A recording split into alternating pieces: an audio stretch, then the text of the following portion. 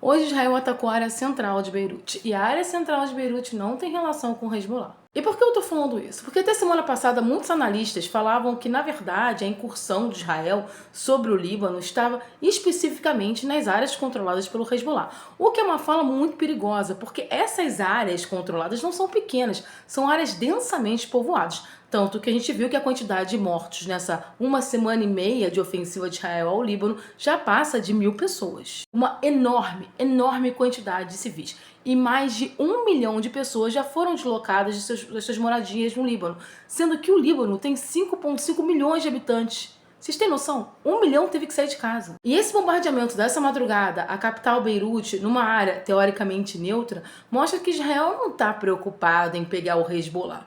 Ali é claramente um plano de ocupação.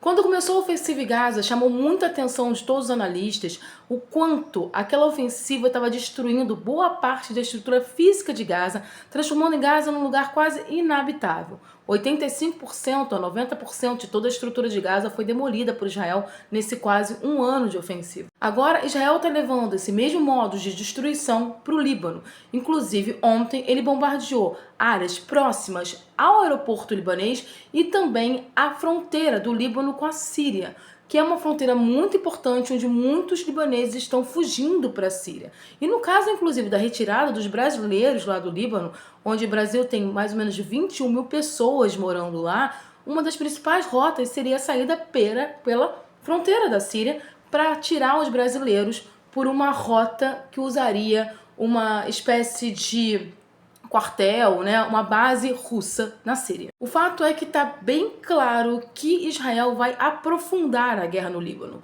A última vez que essa área foi bombardeada foi em 2006, na guerra entre Israel e Líbano. Uma guerra que acabou sem vencedores e que foi resolvida, teoricamente, por uma resolução do Conselho de Segurança. Mas o que a gente tem agora é uma outra situação.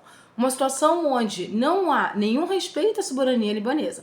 A Rússia ontem fez uma fala junto com a China dizendo que o respeito à soberania libanesa é essencial. E os países árabes reagiram com muita raiva à fala do Netanyahu dizendo que existem inimigos que representam as trevas no Oriente Médio e que Israel vai salvar essas pessoas.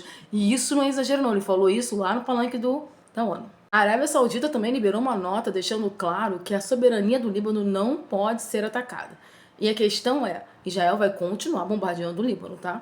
E depois do Líbano, vai ter outro país. Quem acha que Netanyahu está enfraquecido em Israel, ele acabou de montar um super gabinete com um dos principais oponentes políticos dele, que é o Gideon, que até então estava contra ele, mas agora é do grupo do Netanyahu. E que está fazendo isso pelo bem de Israel. E as últimas pesquisas dentro de Israel mostram um apoio aumentando ao Netanyahu no governo. Ou seja, um apoio da população israelense ao que Netanyahu está fazendo no entorno. E no meio de tudo isso, o Hezbollah ainda está decidindo quem vai ocupar o lugar do Hassan Nasrallah, que foi assassinado por Israel no final de semana. Mas já fez um pronunciamento, o Hezbollah já fez um pronunciamento bem brabo ontem, deixando claro que a estrutura do grupo não foi abalada.